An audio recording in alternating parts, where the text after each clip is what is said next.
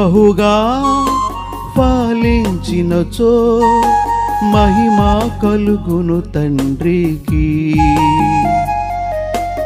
ఈ రీతిగా ఫలించినచో శిష్యులై ఉండేదరు.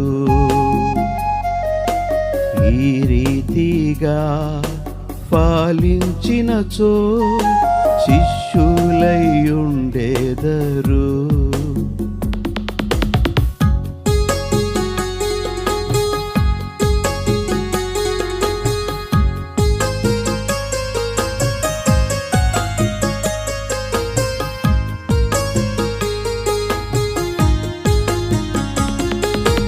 నీరు కట్టిన తోటవలే నీటి ఊటవలే నుండేదరు.